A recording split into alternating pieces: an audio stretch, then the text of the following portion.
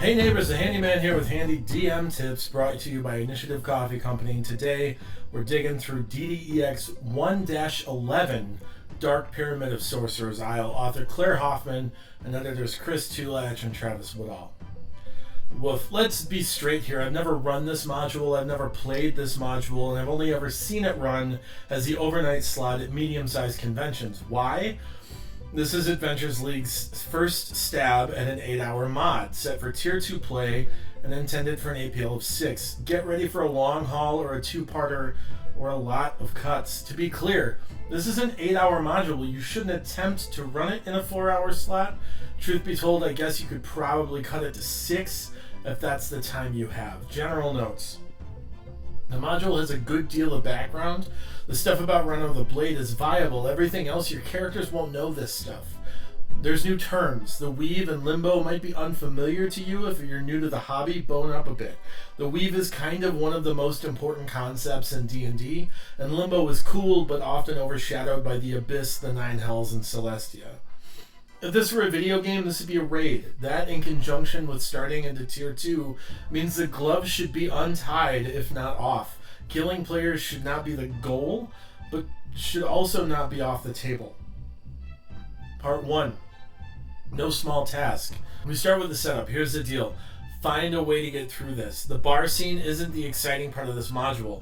It's enough to give the feeling of a rebel force working toward liberating their city and seeking to stop chaos, in this case literally, so they can stage an appropriate counterattack. Get through the content, get through the bullets, and get the adventure underway. If you have the luxury of time, there are 2 viable ways to get to the island. There's 2 interesting encounters.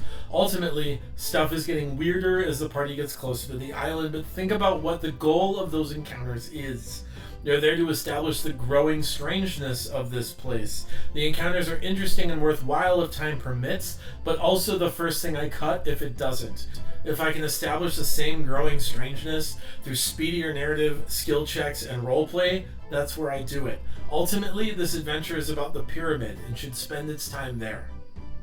A walk in the jungle. This is where the juice starts. I know I just told you to skip a combat that isn't about the pyramid, only to promote another combat in the next location that isn't the pyramid. This builds to the overall narrative though. It ties into the season. If you aren't playing seasonally, which apparently is naughty, the encounter doesn't have to be the dragon cult. The Dark Pyramid is a location that is weird and interesting, even if the cult of the dragon isn't interested in it. Kobolds can be up to something with or without the cult. If this is the case, make the gladiator a kobold too, and don't forget about racial abilities. Part 2. The Maze. The maze is less a maze and more a series of puzzle/encounter rooms that lead to a fixed location. Randomizing their order and eliminating backtracking doesn't really make it a maze. Either way, there's pretty interesting stuff here. Follow along with the recommendations if you aren't worried about a timeline, but you can make up time here as well. The intention here is to make things more challenging for stronger parties. This makes sense, but I wouldn't overlook the value of an easy room for a strong party. It does a few things. It makes the characters feel heroic, it lulls players into a potential false sense of security, and it could recognize the notion that even a powerful party has weaknesses. This could be a lack of critical thinking or hesitation to clearly state characters' intentions. Remember, your players should be describing what they're doing, not choosing to roll checks. If you're squeezing to cut time here, cut down to 4 rooms and check character resources in other ways. Failures could require spells to get around or cause damage that needs to be healed or mitigated. The arcane backlash from going back a room could do more than just stun a character for 1 round. In all, if you're going to skip rooms, the big one I'd choose are likely 3, 5, and 9. There's a lot of extra combat, and I'd rather play out an encounter with a purple worm than some cultists. The Chimera fight has a cool room effect, and the idea of needing to reset a trap is cool, but wild magic can get out of hand in a hurry. Resetting a trap doesn't have contingencies beyond skill checks. If the checks aren't made, you're forced into making them not matter and giving out the information anyway. Part 3, the second level. Let's put it on the table. Use option 3. It's the only opportunity for social encounters in this module. It may not be essential to have a social encounter in every session, but as a knowledge cleric, trust me when I tell you that opportunities for support characters in an AL setting are criminally underrepresented. Give these players some juice and let them have a little time. This gives the party some allies, sets them against the nefarious Red Wizards of Thay, and offers some extra information going forward. I know this means the party forfeits their chance for a short rest after the maze, but if A, you cut out the fights leading to the island, and B, you cut back on some of the rooms, the players should be alright on resources anyway. A resource check is important now and then, especially in such a noteworthy locale. After the party makes friends with the lizard folk, they take on the wizards and can rest afterward. From there, they can explore the fairly straightforward second level, find some treasure, and move on. The most notable thing left on the second level is the Guards and Wards spell that protects a shaman's refuge. This is really cool and very underutilized. I feel like every wizard's tower should sport some variation of this spell. Abjuration is often overlooked by players, but when defending a castle, keep, prison, tower, or any other magically fortified location, this spell should be step 1. The Lizard Folk Shaman can offer the characters the right way to navigate it, but you should come up with interesting skill checks to play it out. Part 4, to the top.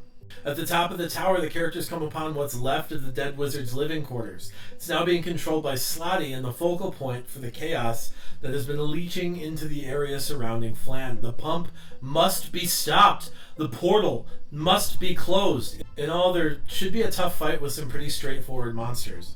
For creatures from the chaotic plane of Limbo, there isn't much weird stuff going on. Slotty have a pretty deep bench of cool stuff to throw out. Obviously, Chaos Phage is part of it, but the rest doesn't really come online with the claw, bite, repeat tactics of grunt level blue and red Slotty.